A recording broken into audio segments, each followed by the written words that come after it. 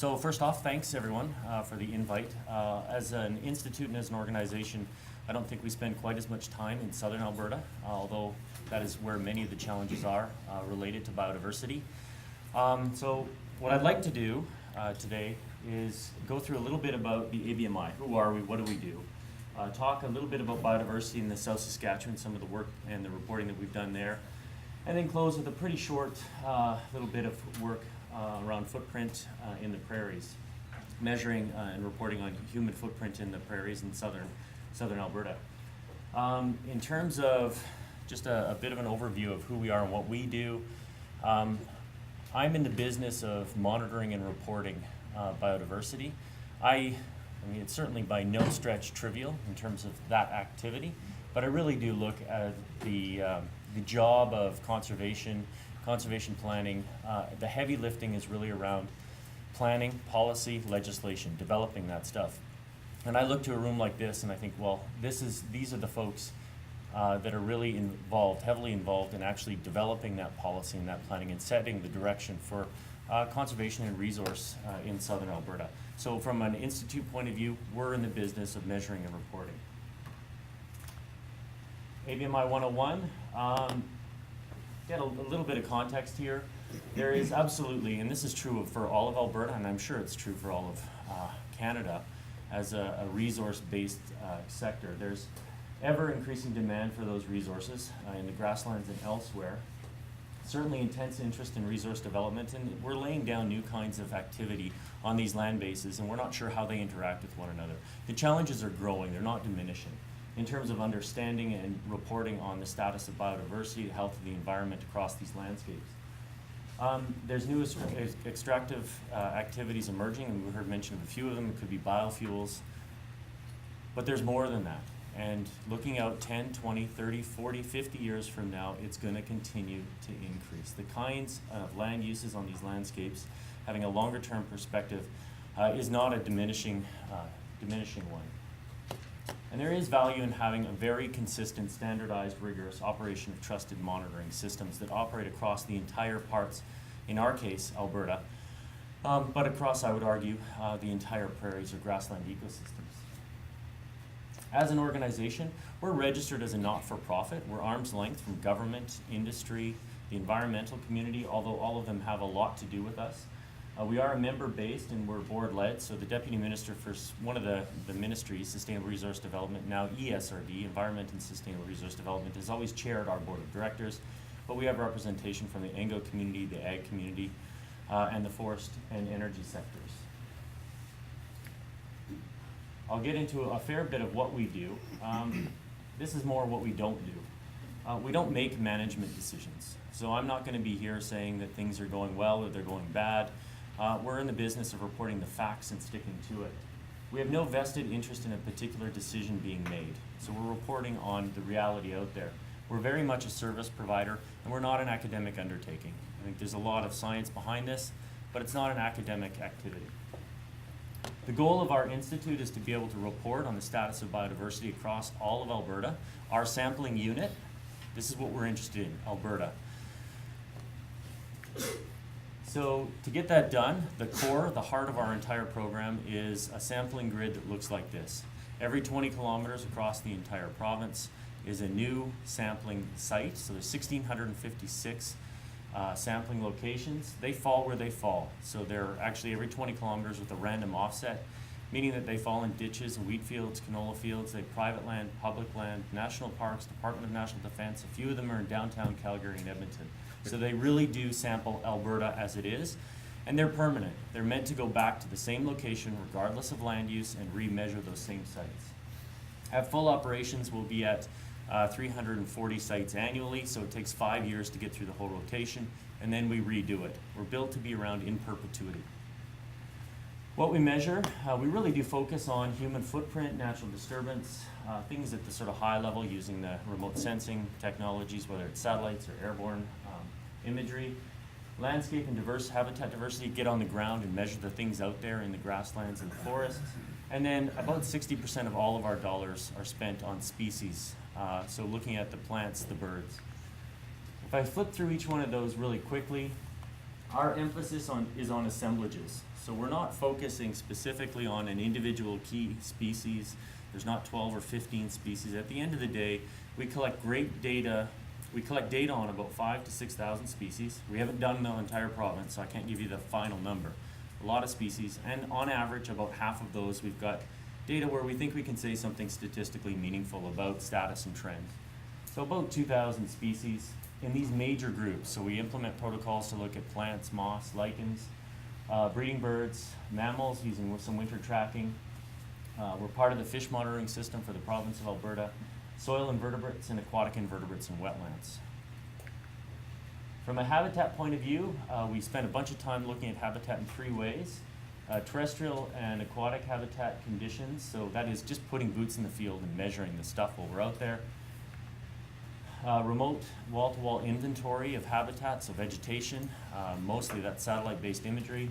And then we do sample inventory as well. So at each one of those 1,656 nodes, we fly a plane over every 5 years, take some photography and interpret it. And if any of you are familiar with grassland vegetation inventory, Alberta vegetation inventory, it's that. It's that on steroids. So it's doing fairly focused sample-based, detailed line work on each one of these locations. And I'd like to point out here that very little of what you'll hear today is rocket science. There's nothing imaginative particularly or breakthrough about it. Standard sampling techniques all rolled into one and then delivered across the entire province. We also measure human footprint, and we'll hear a little bit more about this today. We manage a provincial wall-to-wall inventory of human footprint, and then again, using the same thing, the AVI, GVI, we also do that sample plot-based interpretation, very detailed for the human inventory. So the schematic here is 1,656 sites. Every one of those sites we do some remote sensing every 5 years, and then we put boots in the field. The boots in the field for us are mostly land-based. Sorry guys, that's probably my phone. I thought I turned it off. That's land-based species and habitat monitoring. And then we also go to the nearest wetland. So we're the wetland monitoring program for Alberta. So we do 1,656 randomly selected wetlands and get out to those and send a crew of 2 people to them to do the monitoring there as well. Just to give you a quick sense of what our monitoring activity looks like. So for our core program, I hope you can see this. There's a bunch of gray sites in the bottom in the grasslands. Those are done or are being done right now. They're about halfway through being done for this year. And then the red ones are our planned sites for next year. So what you'll notice if you look too long at this image is that we've got a whole bunch of activity in the oil sands part of Alberta, and then we've got a whole bunch of activity for the grasslands part of Alberta. And strategically, we've really put our resources there to try and make sure that we're developing the program in 2 important and disparate parts of the province with the intention of expanding out. So we're not fully operational across the entirety of Alberta, but we are fully operational in the oil sands and in southern Alberta. In addition to that, that's the core program. We do a whole bunch of this off-grid stuff. So all it is for specific clients or specific management activities, implementing the same protocol, collecting the same data. This is all stratified work. It could be highly stratified toward a disturbance, land use forest planning, so we'll get into some of the cut blocks, we'll get into some of the native grasslands. We're targeting something here. This is more of a research bent, but the data is collected in the same way. It goes into the system and then becomes publicly available through that venue, and it answers a question along the way. The scope of our program then, primary data. If you had talked to us about 7, 8 years ago, that's what our program did. Collected data and gave it away for free. That quickly changed over the years when we realized nobody wants to pay. Resource managers don't want to pay for the collection of data, even if it's going to be given away free. There's all this value add that comes with collecting data. Measuring and reporting on status and trends, we've really matured there. Starting to get at the association. So what is driving the trends or the status that we're seeing on the landscape? And then finally, this was a hard lesson for us in the last couple of years, application support. Getting out to the planning table, sitting down and helping people understand and use this data. We report on things in terms of intactness. This is a fairly important figure. We'll go through a few slides here coming up. We talk about the intactness of biodiversity, the health of biodiversity, 100% to 0% scale. 100% means think of going for a walk in a pristine grassland, your favorite place to get away from it all, very low human footprint, managed sustainably, at least in your view.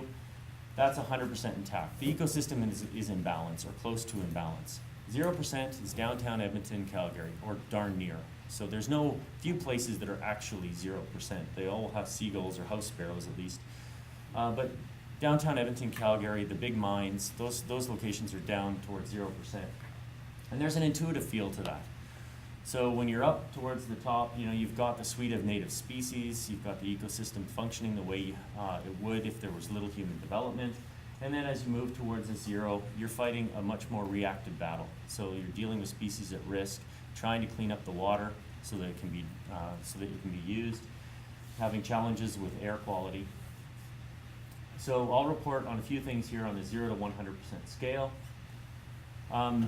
Core products for our institute, you can go to our website, it's access to the raw data. We collect it, it's paid for, about 50% of it's paid for by the province of Alberta, another 50% by industries, primarily the energy industry, but also the forest industry. It's paid for once, and now it's freely available to anybody to use. We have no proprietary interest in that data. Value neutral, hopefully credible reporting. And then support, so getting out and helping people understand and use this for specific policy or planning applications. Talk a little bit about the South Saskatchewan.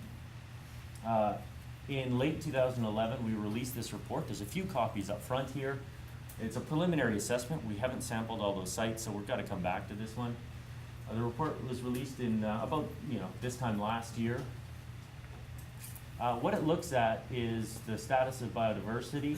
For those of you who are not familiar, Alberta's been carved up into 7 units, administrative units. These are planning units. They're in different stages of progression. South Saskatchewan is one of the most advanced. So it's looking at sort of a forward-thinking planning for what we want to see on these landscapes as we move forward. So we focused on just the South Saskatchewan. About half the people in the province of Alberta live on 13% of the landscape, primarily in and around Calgary and other cities and towns throughout. Absolutely extensive history of development. And it's also a busy place in terms of the military reserves, Indian reserves, federal, provincial parks. So there's a bunch of activity happening on the landscape.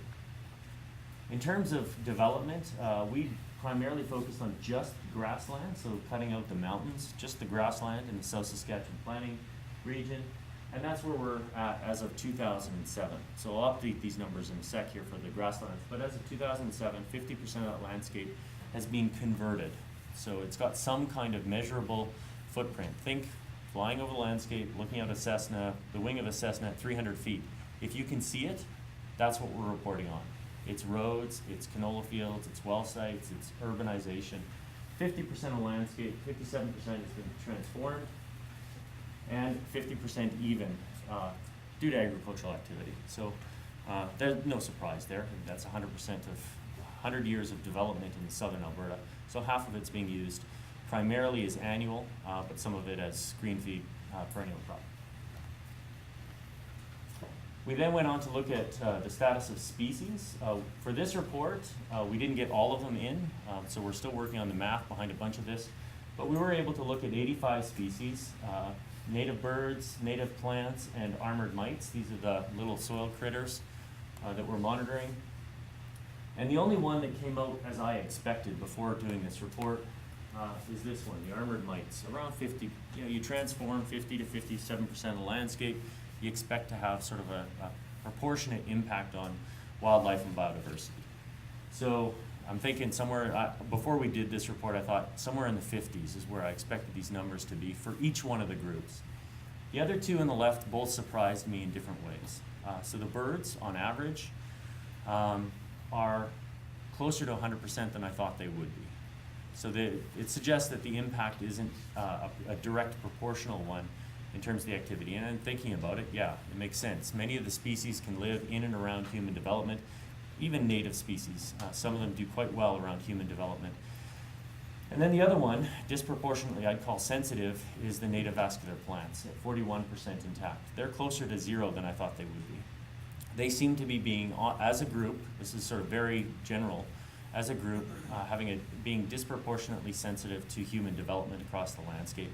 So if you're going to do the canary in the coal mine analogy, it's the native vascular plants that are probably the key indicator of the ones that we've looked at so far. This is percent of what? It's intactness. So yeah, I can get into the details on this. No. But the way to measure it, so meadowlarks. So if you go for a walk in Grassland Provincial Park, how many meadowlarks are you going to hear in 10 minutes worth of walking? That's your benchmark. That's your reference condition. So this is percentage of that. So every species has its own reference condition for the entire grassland ecosystem, and it's change away from that reference condition. So I'm glossing over an enormous number of details in here. Sorry guys, I haven't got a whole bunch of time. But it's change relative or distance from that reference condition that we're talking about. How do you set the reference condition? Sorry? How is the reference condition set if you set it? We set it, and it's set from our data.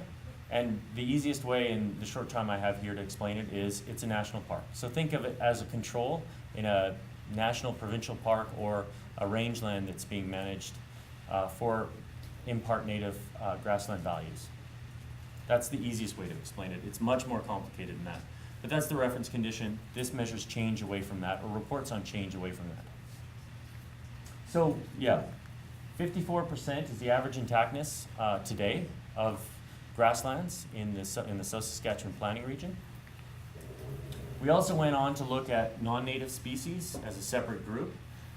We detected, just on our grid, so this is the same sampling grid, 61 different species of non-native plants. 9 of them in Alberta are listed as noxious weeds under the Alberta Weed Control Act. They were detected across 100% of the South Saskatchewan. And what that means is, if our samples are a true representation of southern Alberta, there isn't a hectare in southern Alberta that doesn't have at least one species of non-native plant on it. We haven't found it yet. So we continue to look in terms of our sampling and going off grid, but non-native plants are just a feature of this landscape. And on average, it's close to 10 per hectare. But remember, we're sampling, we are truly sampling green feed, canola fields, wheat fields, so we're ditches, we're sampling all those locations. But on average, the sites that we visited, about 10 non-native species per hectare, and some of them are up around 20 to 22. And then if you broke that down and looked at the top 10 non-native species, these are probably, most people would just classify these as straight weeds. So in terms of occurrence, common dandelion, the most abundant at 83% of the sites that we visited. Flicksweed, creeping thistle, Canada thistle, 53, goat's beard, and lamb's quarters. So these are some of the much more common non-natives. And in terms of the, these are all non-native as well. Some of them are commercial and some of them are naturalized. So it depends, they're commercial and naturalized. So depending on who you talk to, in some cases it's people's livelihoods you're talking about, and in some cases it's a weed that has to be dealt with. But again, alfalfa, crested wheatgrass, quite common across the southern Alberta. We also, under that same report, and again it's up here at the front, we tried to divide the grasslands into two. The lighter color is very active landscapes, active industrial landscapes for agriculture, and the green stuff is mostly native prairie. So it's quarter sections with less human development on them. And we call these prairie-dominated landscapes. These boundaries were actually given to us by the government of Alberta, so we're not defining these. They are defined by the government. And it represents 44% of the grasslands in the south. And then we asked, what is the status just in those green areas in southern Alberta? What's the status of biodiversity? Same indicator, same numbers, averaged up. So 81, 79, 77, much more consistent when you're looking at just that landscape across those three major groups for an overall average of 79%. And that's comparative to 54% for the entire landscape. So this is the stratified area, but it does suggest that there's the status of biodiversity is still 30% deviating from that 100% intact. Just for those, and that's where we're at today. And again, I mean, I'm not going to go into a bunch of details, but non-native species still quite common across this landscape as well. If you subdivide it and just looked at the native grasslands, the non-native species are pretty pervasive throughout, probably on the back of infill just from proximity to much of the agricultural activity, and then following in through the transportation infrastructure and energy sector. So my last point, how am I doing for time here? 5 minutes. 5 minutes, good. So I'm going to just skip on to another piece here. This is our formal definition of footprint. We define it as temporary or permanent transformation of the native ecosystem to support any kind of residential, industrial, or recreational land use. So it's the stuff you can see when you're flying over at 300 feet. We're not accounting for, or have not been able to account for yet, grazing intensity. We know it's a land use, and it's tougher to measure at these regional scales. We're working towards implementing that. And then things like pesticides in the landscape. That's another land use. We know it has an impact on native ecosystems, and we haven't quantified that yet, but we'll be looking at it. So just on that one, and looking at our inventory, I quickly ran these. So as of 2007, the status of human footprint for the parkland, so these are natural regions in Alberta, the parkland natural region and the grassland natural region, is at 75.3%. So for the parkland, 75.3% of that landscape has been converted from its native condition. And in the grasslands, 53.9% of the landscape has been converted from the native condition. And you can break any of this up into detail and just keep following it down if you're particularly interested in a type of human development. But in the parkland, the breakdown is dominated by agriculture at 67%, energy infrastructure at 1%. This is primarily cities, towns, and houses, so at 4%, and then transportation infrastructure at 3%. You can do the same thing for the grasslands natural region, and it looks much the same in terms of proportions.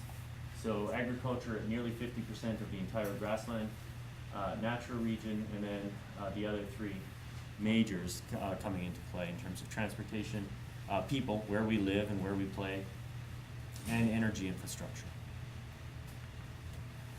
You can also take that, we've updated this to 2007, so that was, to 2010. So that was 2007, flash forward 3 years to 2010. How have things changed?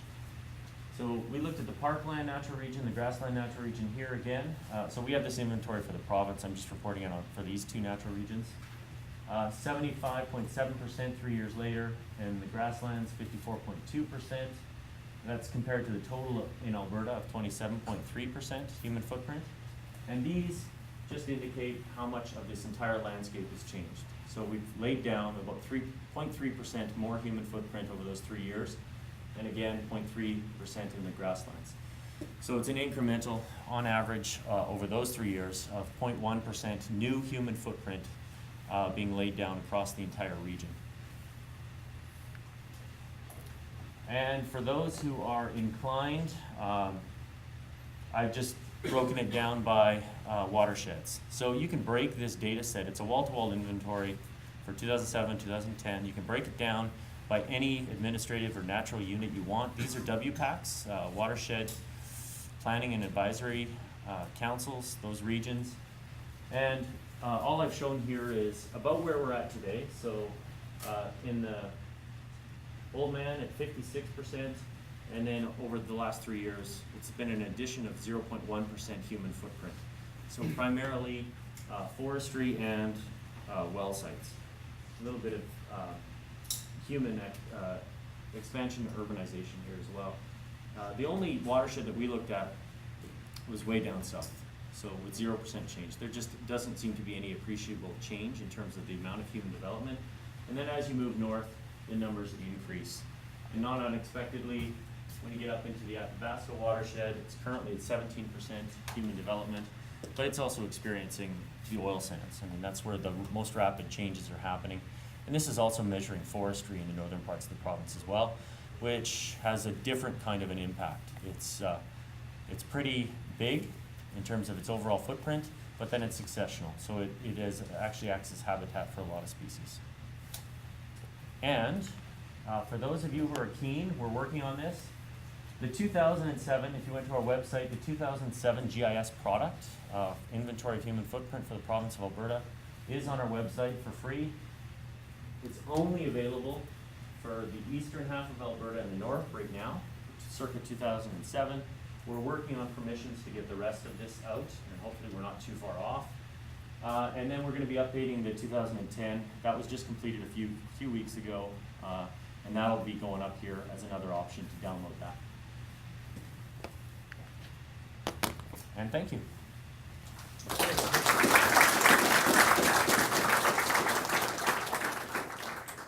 Thank you very much, Jim. Anybody with a quick question of clarification? I mentioned Jim will be back for the panel after the break. Size of your land area at each point? It depends. So it's specific to what you're monitoring. For birds, it's up around 36 hectares, so total area. Bird point counts. For plants, it's down to a hectare. Most of the activity happens at that 1 hectare. That's the vast majority of it. In the wetlands, it's the wetland. That's the sampling unit. So, but it's scaled. So for mammals, winter active mammals, it's a 10-kilometer transect that's run, and we're looking for tracks throughout that 10 kilometers. Is all of the methodology available online at your site? It is, yeah. The sampling protocols are all online. I didn't mention it. Our major partners here are the University of Alberta. That's our main office. We're an affiliate institute at the University of Alberta. Alberta Innovates Technology Futures out of Vegreville they spend most of our money. They're flying the helicopters, hiring the primarily summer students, 3rd, 4th year undergrads, and recently graduated folks to do the work in the summer. And then the Royal Alberta Museum does the vast majority of the taxonomy related to our institute. They curate. So a lot of the samples that I talk about here today were pulled out of the field, sampled, identified at the Royal Alberta Museum, and then they're curated so that you can go back and check them. But those are the 3 main partners in the development, in the implementation of the program. I have a quick question, Jim. In your non-native species, crops are not considered non-native? They are, yeah, They are. absolutely. Okay, Yeah. so they're in the statistics for non-native, canola. Yes, yeah, but none of them would come up. So I mean, I skimmed the surface on every one of these topics and just glanced off the top of the waves. So wheat wouldn't come up to a significant proportion because it's managed so locally, right? So it might only be at 10 or 15% of the sites that we visited. Same with canola, same with others. But there's no judgment. They just are non-native and they're being grown for commercial application. Okay. Great. Just wondering, where appropriate, for example, with grazing pressure, is there any opportunity for bringing local knowledge into database? Like for producers There is. I mean, we actively try and work with local folks. We have there's some constraints to that in that we are a provincial program with a provincial vision. We do everything the same. We measure trees in the prairies. It turns out it takes a fantastically short time to do it. But we do it. So the protocol in terms of what we do is exactly the same on every piece of landscape that we do. So even if we're working locally, often there's not as much value to that if you can't generalize it or bring it out to the entire region and help explain status and trends and cumulative effects across the entire region. So that's a constraint. It's not a limiting factor, but it's something we consider. So are those protocols, Jim, and reference conditions, are they kind of standard among the community that you work in, or are those established, or are those yours established? Yeah, there's no such thing as a standard in terms of the protocols. I'll emphasize this again and again. There's nothing rocket science about our protocols. If you've done this stuff for a specific field, you're doing what we do, and you probably do it better in some ways. So ours is a generalized one. And you're welcome to the protocols, they're all published. The reference condition is a different thing. Ecology and environment doesn't really have a set way to assess reference condition. There's a couple of leaders for sure, and if you're familiar with CAR's index of biotic integrity, it takes a natural region or control region and compares it to your impacted site. We're doing that with a little more statistics. So that's one of the leaders in the way to do this. But I think if you sunk into the details, none of this would be unfamiliar in the way it happens. It just, we've been at it for about 6-7 years in terms of developing the statistics, and many of them are over my head now. But that's not saying much. Thank you. Now,